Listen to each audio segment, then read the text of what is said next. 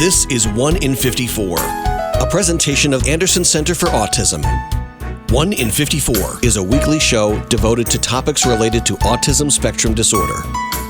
Good morning and welcome to 1 in 54, the weekly talk show on topics related to autism spectrum disorder. I'm your host, Eliza Bozensky, Chief Development Officer at Anderson Center for Autism.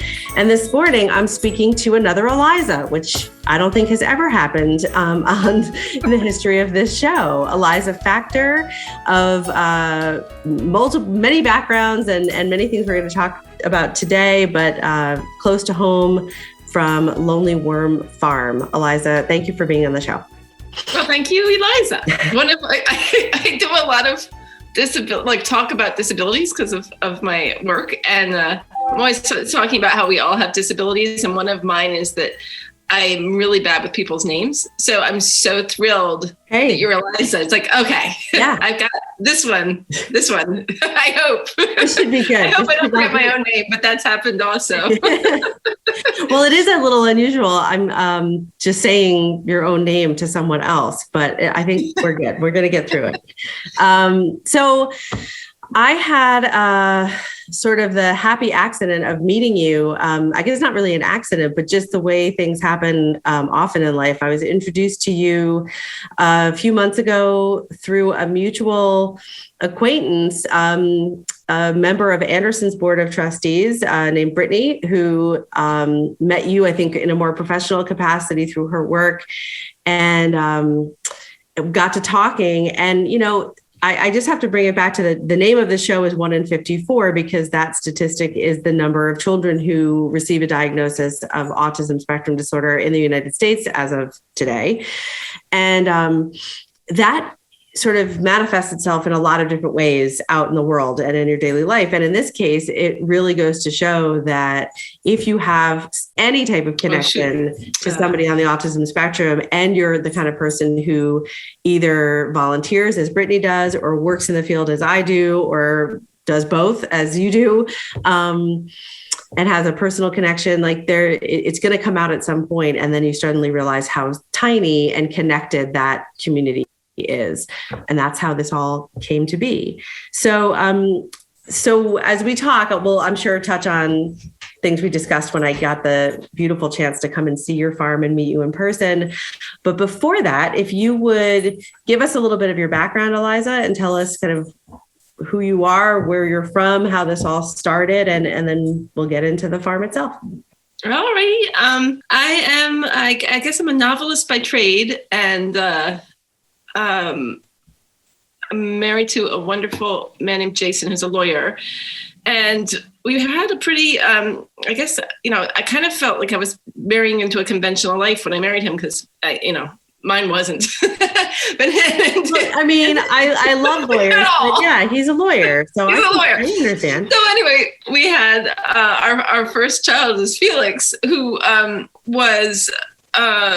he was a 9/11 baby, actually. I wasn't really sure about having children because I'm basically an artist. And so a lot of me is selfish and wants to work on my own stuff. And then Jason he worked right where the towers are. And so I didn't know if he was coming back. And I was kind of walking through this mist looking for him, going, if he's alive, we're having a child. You know, it was just like, it was so clear. And he was. And so we had Felix. And then Felix was just really kind of a wonderful, but very peculiar baby. And I think I would have seen more of his peculiarities if he hadn't been my first born. But he was very kind of ragdollish, and he loved music, but he wasn't interested in toys and blah, blah, blah. Mm-hmm. Turned out that he had, his brain had been damaged when I was pregnant, because I had the chickenpox. And so he really has like a whole bunch of disabilities, and it's not just, he's definitely very, he has a high number on the autism scale, or whatever that is these days. But he also has cerebral palsy and a whole bunch of disabilities. And so for that reason, I've always really been interested in bringing people with multiple disabilities together, or like seeing the inner kind of experience of disability. Doesn't really matter what disability you have. It's that feeling of being isolated and your gifts not being perceived because they're unusual. And that struggle to be recognized and to find a place in the world. Yeah. So yeah. I mean, so anyway, I am somebody who was transformed by my son's disability to start a community center in Brooklyn that brought people together. And it was interesting, like Felix's being with Felix has just been such an incredibly rich, difficult experience on so many levels. But like, to go back to like my professional calling really is to be a writer, and he doesn't use language. And so that dynamic has been so fascinating. And I mean, I think he's made my writing so much more powerful because of that, like communicating outside of language really helps when you do communicate with language. That's so interesting. I want to just stop for a second, pause you just for a second to take in, because that was, it was a lot. And that's a lot. I'm sorry. No, don't apologize. It's wonderful. And I always appreciate when people are willing to sort of go deep and really share on this show, because I think it does help anybody who's listening. So many things could be resonating with them. What you just said about so much of your being prior to having children, being, yourself as an artist and in this case, an author, and then having this opportunity, which I would say is an opportunity to think outside of traditional language. But that being such an avenue for so much of your art and so much of your expression. So can you give even just any example? I would assume that might be hard, but is there like any sort of example you can give of a moment when you were either found a pathway around it or wrote something in a way that you wouldn't have historically because of that? Yeah. Actually, one of my writing teachers used to say, you're too much in your head. You're not enough in your body. Or like even with my characters, he's like, I want their bodies, and I was like, what do you mean? Like, you want? She put her elbow on the table. Like, how does that make this scene better? It doesn't. But then when Felix was, developing, and I was realizing that we had he communicates very well. It's just not through language, and it's not through conventional signs or anything like that. At first I thought it was telepathy, and maybe there's something of that in there, but I think it's really like you focus so deeply on his body, his complexion, his gaze, his breathing. Like you really are looking at the full experience of Felix when you're trying to understand him. Mm-hmm. And it's so much richer than just listening to somebody's words. Because as you know, people say ridiculous things that really,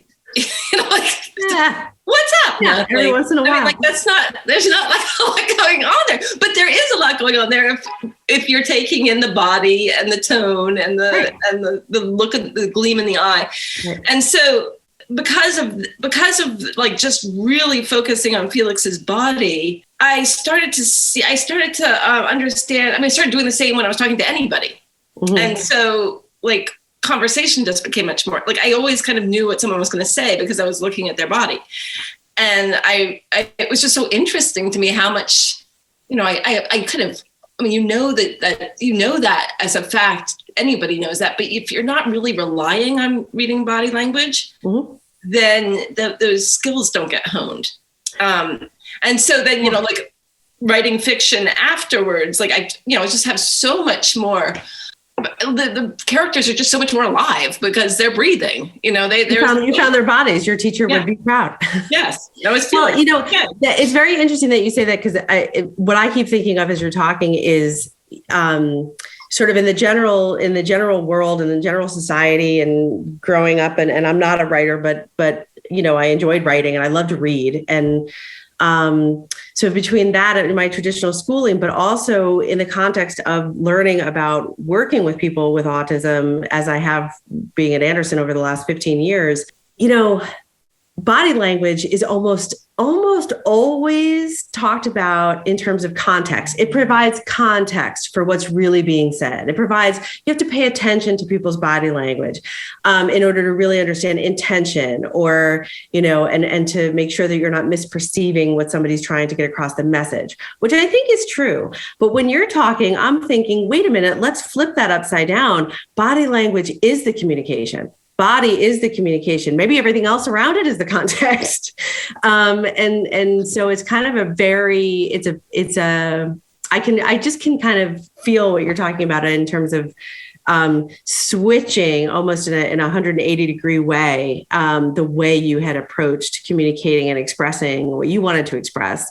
Because just as you were describing that hyper focus on your developing child's body, if we all think back, those of us who've raised children, if you think back to when your child was a baby, whether they became a vocal person or not, in the beginning, that's what you're doing. You're staring at them all the time. And then I can certainly relate to the fact that I listen far more to some of the very ridiculous things that my children say, and give them probably way more credence and power than if I were just still staring at their bodies saying, maybe I can get a little bit more other feeling based on that.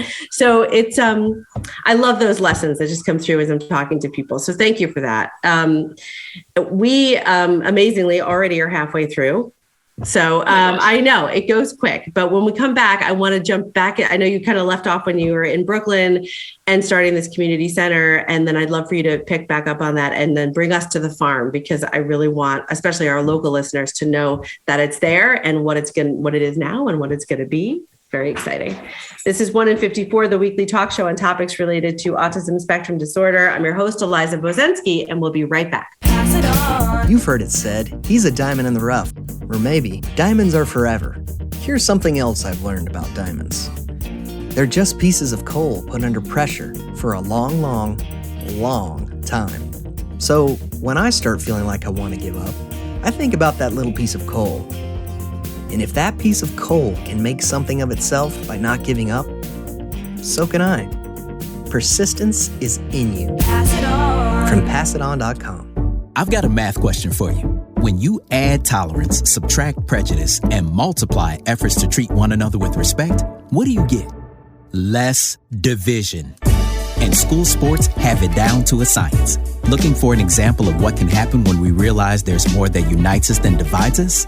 Look no further than high school sports in New York.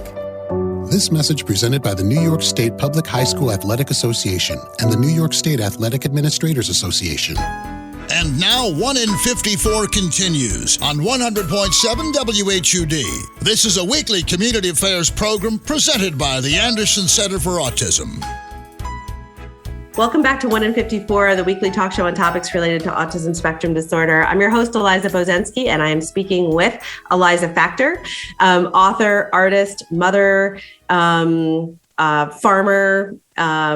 philanthropist. I don't know. There's many the names for you, but it's been a really interesting first half of our conversation. And I'd love to just throw it back to you. When we left off, we were talking about what you started in Brooklyn, sort of inspired by your son, Felix, and then bring us up to what you're doing now. All right, great. Thanks, Eliza. Felix inspired Extreme Kids and Crew, which was a nonprofit that brought families with kids with any sort of disability together through the arts, play, conversation. We had like these play spaces where people could just come and be. And there was obviously no judgment because everybody was living in this intimate understanding of disability.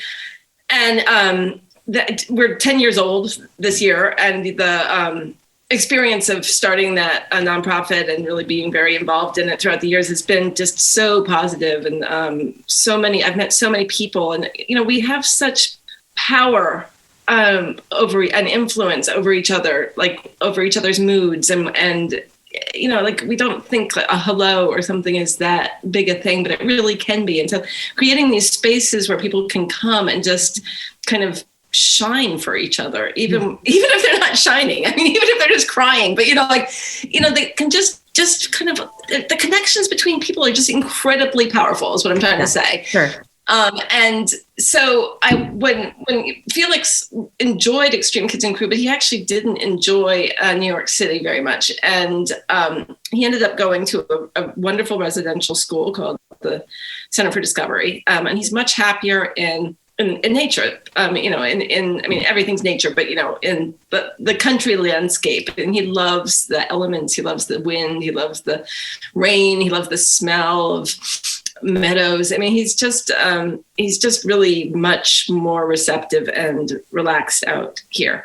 And so when, he's going to graduate when he's 21, and we're trying to figure out where he can live. And I started looking around at places that might be good. I got really inspired by Camp Hill communities. But those communities don't really work that well for people who are in wheelchairs. I mean, there's so much. Felix just needs 24/7 help, like just to do everything.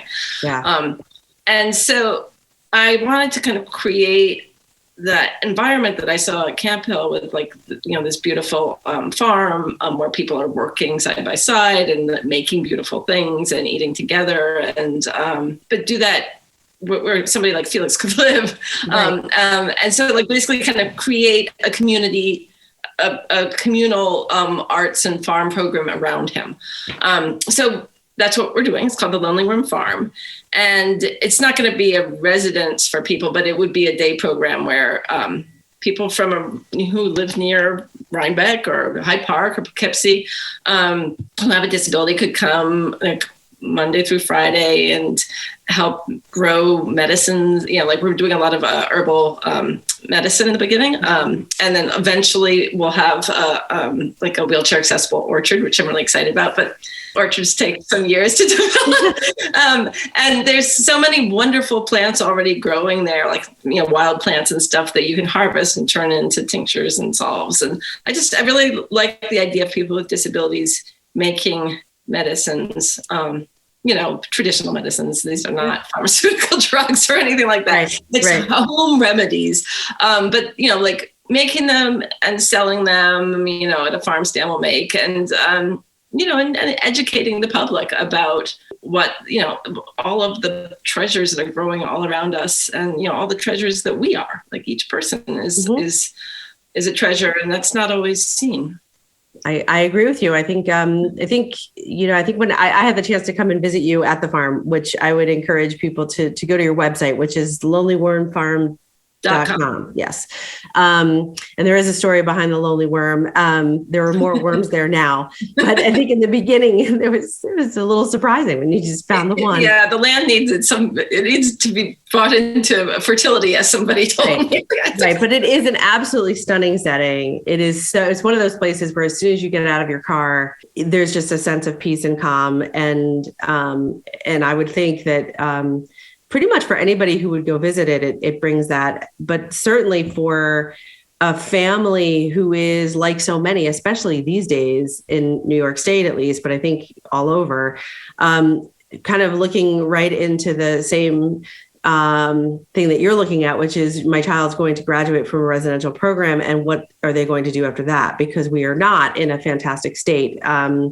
I don't mean New York State, but in a fantastic situation when it comes to options for adults with disabilities who need care, professional care, maybe would benefit from a group home or a small setting with individualized 24/7 care, anything like that. There's just not enough. And so, after speaking with you, but also getting a chance to speak with so many families from Anderson, also just the idea of being able to go somewhere with your child where there's that feeling of just, it's okay. Like this place is, there's no judgment. And yes, there are gems and treasures in the world around us, but also, like you just said, I am a gem and a treasure, and or my child is a gem and a treasure. And it's really got that feeling kind of as soon as you get there. I believe you are open, not necessarily for just the random stop by, but I think that you are always looking for people who might be interested in volunteering at the farm. There's work to be done, but it's that kind of unbelievably rewarding, get your hands dirty in a really beautiful setting, knowing that it's going to help so many people kind of work. So I, again, would encourage our listeners to visit lonelywormfarm.com and get in touch with Eliza for opportunities. Yeah. Right. Yeah, there'll definitely be opportunities. In the spring, tons, and next summer we're going to have like a pick your own flower thing. So so there'll be lots of ways to come and visit. Perfect. I think that's lovely. And I can't tell you, when we were walking around together, I think we got to talking about the number of people that I interview on this show who are parents. So many of whom find ways to really marry their passions and creativity with something that will benefit their child or children, but also with sort of this additional benefit, because so many times I find that the parents I talk to are incredibly selfless. They're not necessarily, thinking about their next career move or what's best for them. They've really lived this life for so long about, making sure that my child's going to be okay, that there's this wonderful benefit when families are finding creativity in this way that benefits them as an entire family. And I believe Felix has siblings. So I would, I think it would be, it's nice to know that there's a family benefit to all of this too. And your ideas for the future are encompassing of a really, well, maybe just a minute or two, you could tell us, like, sort of in the future, while it wouldn't be a residential program necessarily, you do have some pretty solid thoughts about what a weekend might look like at the farm, right? For people who want to bring their children. For sure. No, I'm kind of basing a lot of our programming off of the drop-in program we did in the city. So you could come and, pick your own apples or take a class on, how to harvest wild herbs. And you would be doing it with your family. All of the things we offer are incredibly flexible. So, if somebody doesn't want to sit at a table and draw a picture, that doesn't matter. They can go walk around the duck pond. It's not a formal place at all. It's more a place where you offer arts and farming opportunities as a way to bring people to that site. And then once they're at that site, it's the interaction of this beautiful landscape and them and the other people that creates whatever's going to happen. Our programming is really, really loose, and it's all, it's, of course, I love art and stuff. So it's great. Sometimes amazing art gets made, but it's not really about the product. It's about the opportunity to work together and learn from each other and to learn. Yeah. And it also sounds like it's about relationships, which I know that, Felix has multiple challenges. However, there are so many myths that continue to this day about people with autism, but also people with various disabilities. And one of the myths that probably makes me the most upset is the idea that they don't want to relate with other people, or they don't want to make friends or be around other people. And I mean, it really wasn't that long ago that the general consensus was people with autism really just preferred to be in their rooms with the door closed. And so let's let them do that, which I'm and so things that, right, like when I didn't know anything about autism, and I was like, of course my son doesn't have autism. He's the most affectionate person in the world. Right. And autistic people, I'd heard don't know how to love. So that's what he's good at.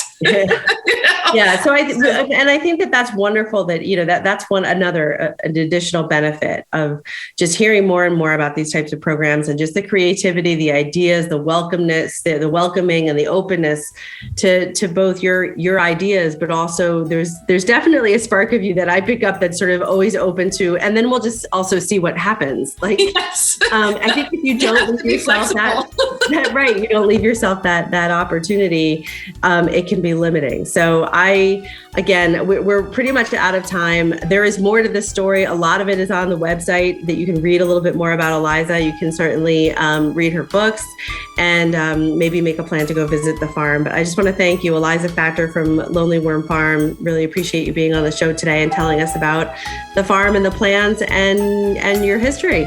Thank you so much, Eliza. It's always wonderful talking with you. Likewise. Thank you for being on the show. This is 1 in 54, the weekly talk show on topics related to autism spectrum disorder. I'm your host, Eliza Bozensky, and remember, Anderson cares. You've been listening to 1 in 54, a presentation of Anderson Center for Autism. Join us for another edition of the show at the same time next week.